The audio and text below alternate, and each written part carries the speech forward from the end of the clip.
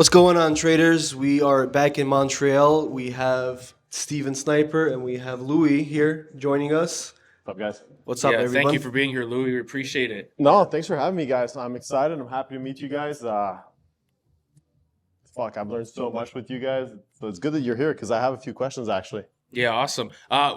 The way we know Louis, guys, is he's originally part of the Discord. So he's been a member with us for multiple months now, and now we've partnered with him in other business adventures, and he's been trading with us alongside, and as well, he also has knowledge in the bond industry. So we wanted to get a little bit to know a bit more about that, and yeah, so tell us a little about yourself, Louis. So I've been trading bonds for the last 15 years.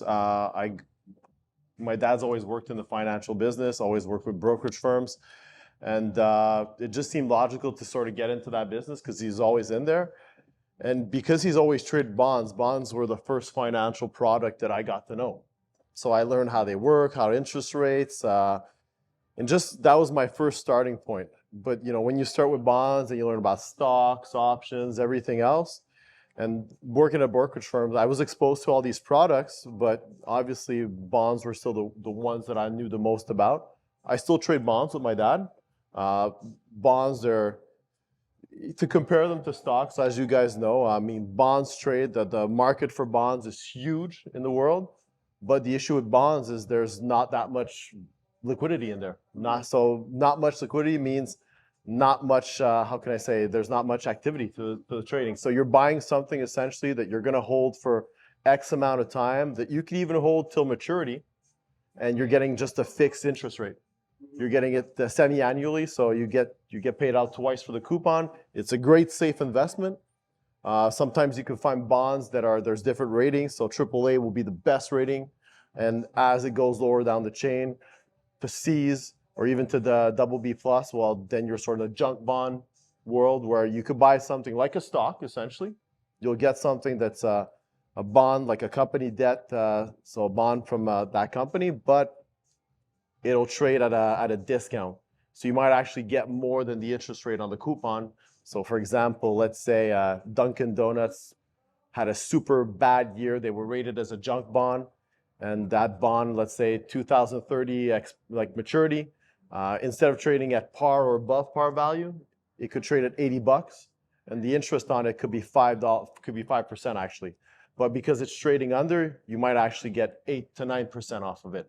So it is a good business, but it's just a different mindset from what I've learned with you guys when you're trading something like SPY, for example, which is a stock, or even the options on SPY. Well, you're looking for like a shorter return, which is what I like, because I, like everyone else, I like money that's safe, but at the same time, if I can make safe money every single day, then obviously that's even better, right? Yeah, which is what I love about, what you guys are doing, what you guys have taught me through trading options. So, I mean, that's awesome. Sorry, we just had some guys saying Nah, hi that's to all us. right. That's all right. It's all good. No, I'm pretty sure a lot of viewers are actually interested in bonds. Like, what is the difference between trading bonds and trading SPY options? Like, Well, is there liquidity? Is there like an expiration date? Is anything different? Is there a Well, different broker? Yeah, so essentially bonds are issued. They're company debt. So you're selling that debt of a company based on the fact that you will 100% reimburse it. So a company, for example, like Apple, will sell $300 to $500 million of bonds, and they'll issue that bond at $100 each. So each bond will be worth $100, and they'll attach to you because you're sort of loaning them that money. They'll give it an interest rate, like a 5% coupon. So 5% interest, and they will set that debt or that deal up to X amount of debt, so like an option. So that bond can mature. So let's say we have Apple comes out and they want to sell $300 million worth of debt. They will sell it. They will put a maturity date on it, for example, June 2030.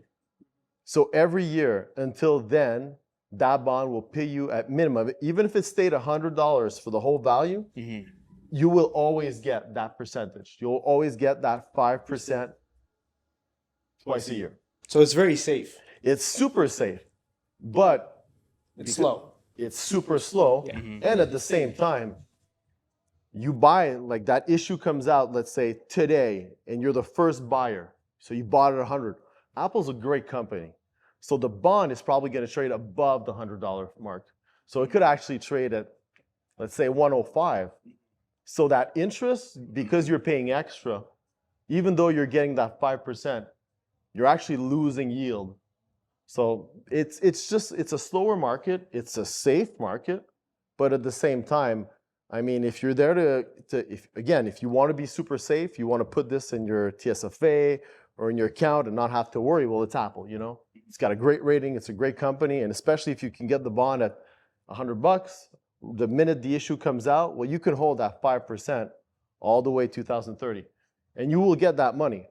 But like Dmitry said, because it's so slow, well, you won't see that bond, I mean, move as much. It could go all the way to 105, $110, but then you'd want to sell it because you'd want to buy something because you're losing yield.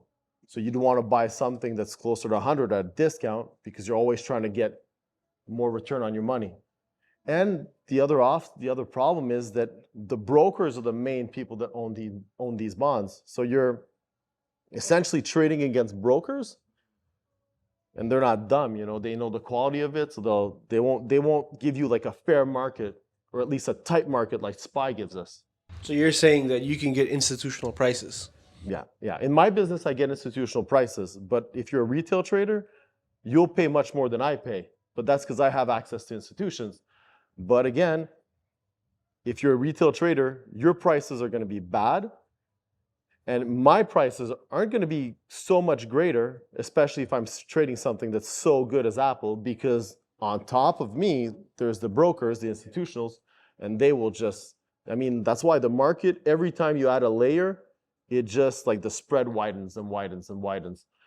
So that's why I even though I love bonds, and I own bonds actually because it's a safe return, I rather for my day-to-day trade options, which is what I learned with you guys, because I was so bored of trading something that was, even though it's safe, it's not exciting, and I hate the fact that my money's locked up all the way just to get that 5% or whatever that interest that it's going to give me every 6 months. So for me, it's like, it's a great business. Like, that's why the banks, they love it actually, because for them, they're taking all the money of their shareholders or even all the money that's invested in that bank, and they're buying super cheap bonds, or they're buying solid company bonds, and they're betting on that safe return, that 5% or that 4.5%. So it's for them, they're in it for the longer point. But for me, if I'm looking to make quick money every day or just even every week, there's no value in it. So that's why. So it's pretty much like a dividend, buying a bond. It's like buying a dividend stock. But you can't sell it when you want to sell it. You have to wait a year, right? No, you can sell it. So what you're talking about are GICs. So GICs, those are guaranteed bonds. So meaning that every bank likes to sell GICs. They'll sell 1 year, 2 year, 3 year, 5 year, but your money's locked up. Mm-hmm. So you get that money no matter what. It's there. You'll get that interest every time they're supposed to pay out. But the issue is you can never sell that GIC for the term that you locked it up. So if you took a year, you're locked up for a year. If you took 2 years, you're locked up for 2 years. But you'll get that interest, just like a dividend. Yeah. But your money's tied. Okay. You can buy actual bonds, and you can sell them. But like I was saying, the spread, because there's so many layers that I'll be, as a retail buyer, if I buy a bond, then I have to go to the broker, and the broker is probably going to go to the institutional. So the issue is, I won't get a tight market. So if I bought this bond, let's say for $100, well, I might actually be only able to sell it at $99.50. Because of the spread. Because of the spread. And the volume, I can imagine. Exactly, because the spread, the volume, and because there's so many layers. So that's why it's good for the long term, especially if you want to mature it. Mm-hmm. But again, if you're looking to make steady money and do it on a weekly base, then you need to trade something more liquidity, mm-hmm. which is what I learned with you guys. Obviously stocks, and in this case, SPY, right? So this is something for like a very profitable person or a company that has extra excess cash, and just wants their cash to safely grow every year to 2 years, 3 years. Yeah, but exactly. Is there like issues in life where, because I know like banks went under because something happened with bonds. Yeah, of course. So like, what are those like issues that are like black swans events. So that's why bonds have ratings. So AAA would be the top. So meaning AAA is usually, in Canada, a AAA rated bond is a Canadian government bond. So meaning the country is never going to go bankrupt. So that is the safest quality. But you're always going to buy it at a premium. So meaning you won't pay par for it. You'll pay always a little bit above.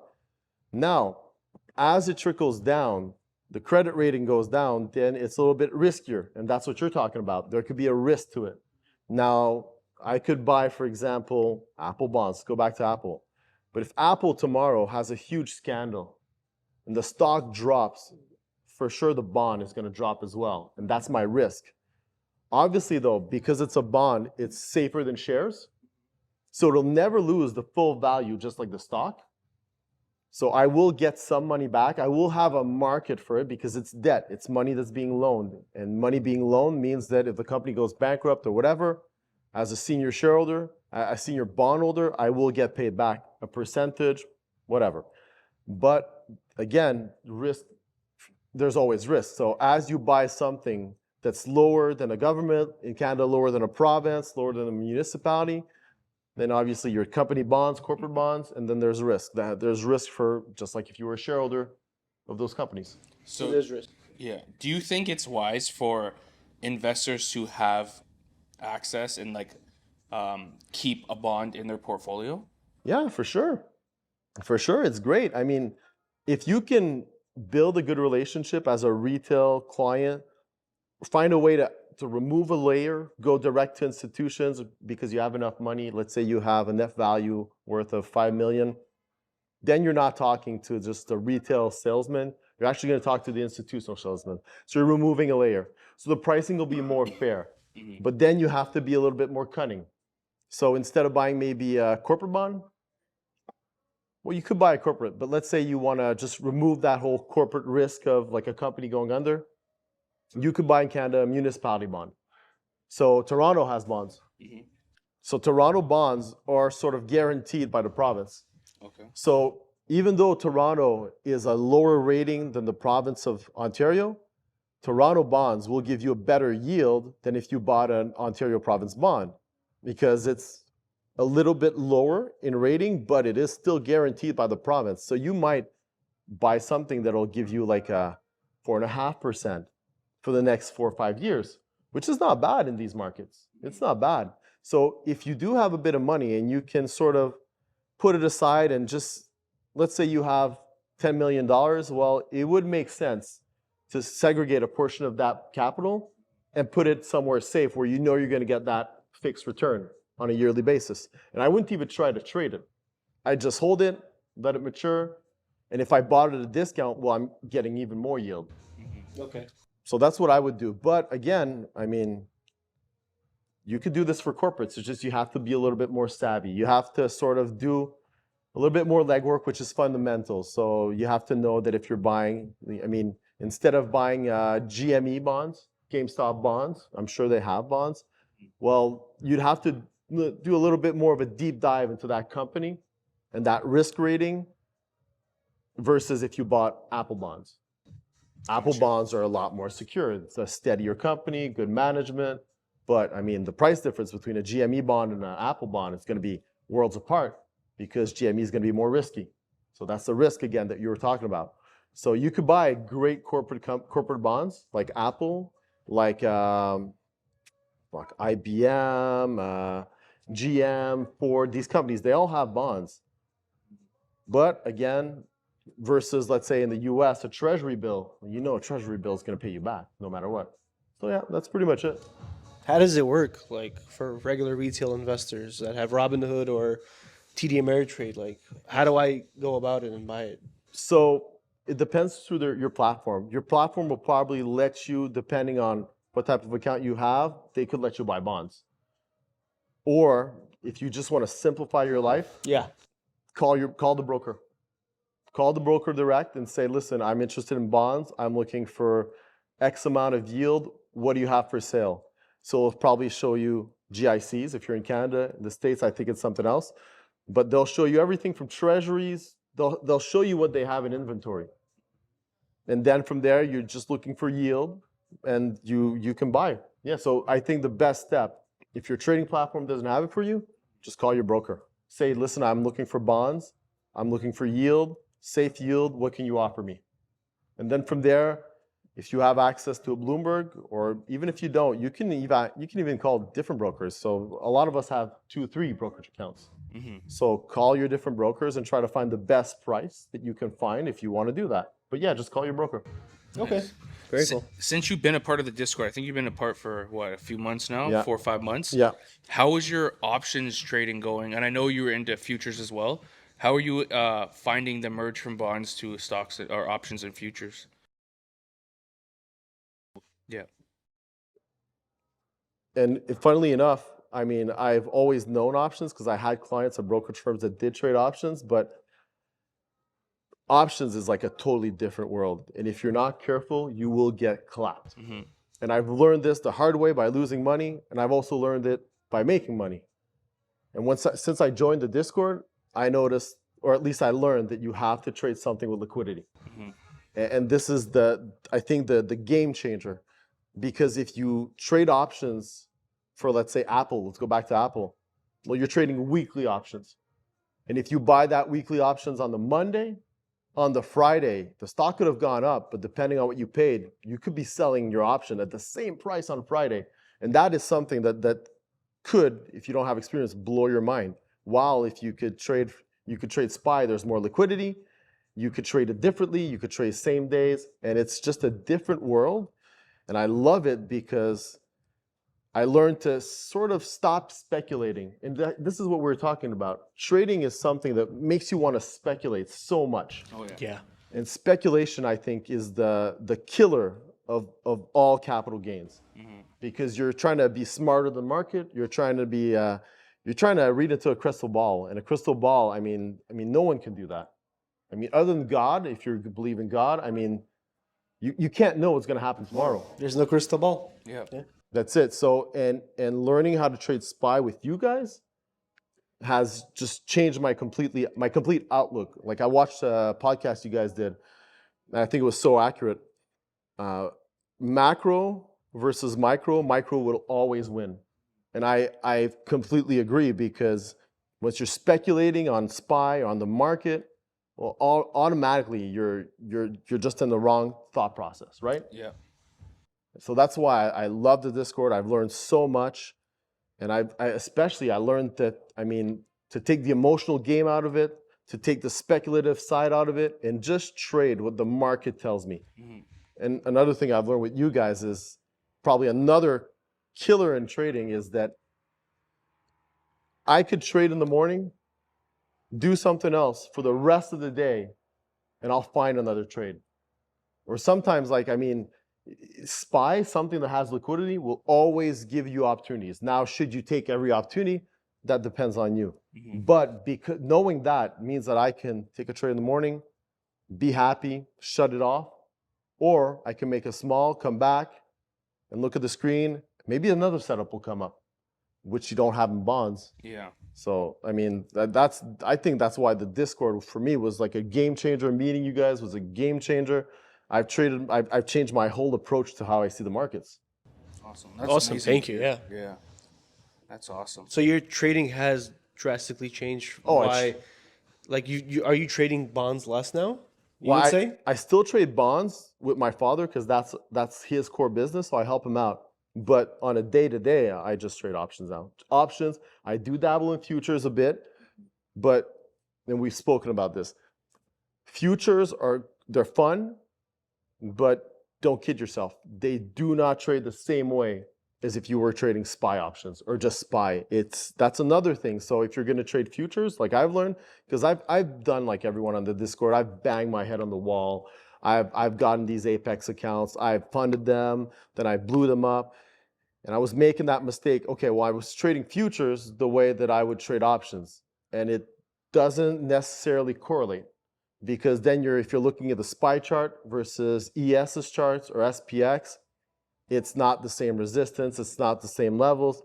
If you take the levels from SPY, you try to match them up perfectly on ES, it's like they won't match up perfectly. So you have to pick. And that can be hard as well, which is another thing I've learned with you guys is don't trade multiple products. If you're good at trading options on SPY, trade options on SPY. I still mess around on Apex on futures, but I don't do as well as if I traded options. And I'm sure you guys have seen the same thing. Yeah, 100%. When it comes to futures, it's a different animal, right? It's a very different animal.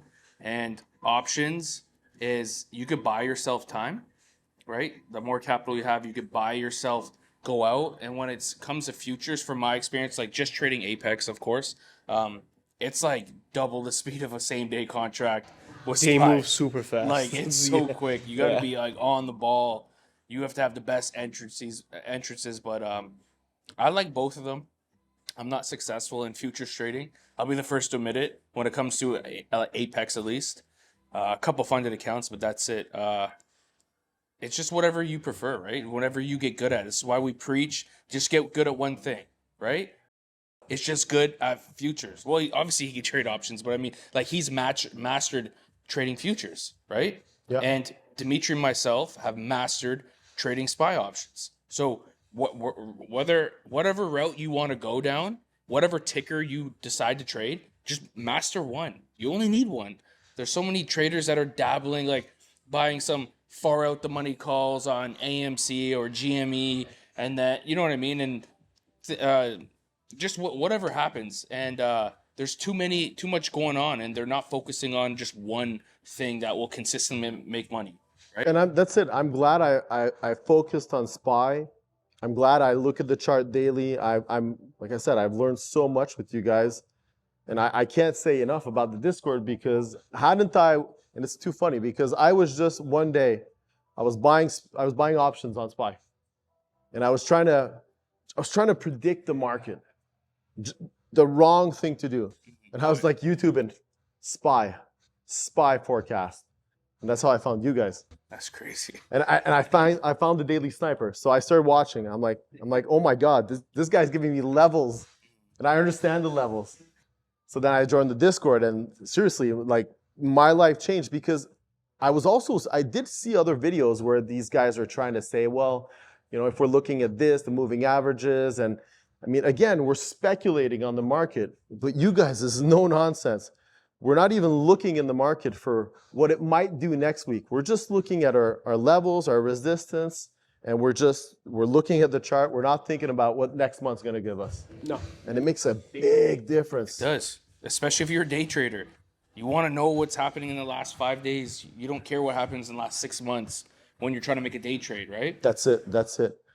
Now, another thing that I noticed that you guys do, which is something that I can't do, and I'm so happy that I can do it in options, but I can't do it in futures, is leveraging in. So how'd you guys get to the point of like understanding, okay, this is the amount of capital I have, I'm going to leverage in heavy for X amount of contracts, because you can't do that in futures. You can't, because they don't allow you, the Apex, right? Yeah, and because the market can move as quick. Now, you could blow up. Yeah, so how do you guys always sort of like know when to leverage? Because sometimes I'll notice that you, for example, you're saying, okay, I've got 508 puts on screen. Mm-hmm. Now, will you start sizing in small as it gets close to that level, or will you size in a bit and then size in heavier if it reaches the level? How do you guys do that? Well, what's your thinking when you do a trade like that? I'll start off because he's the one that made me change up my trading a little bit. So I used to I would start off with 50 contracts, and then to double down, dollar cost averaging is what you're saying. So that's pretty much what we're doing, right? And now instead of I'm going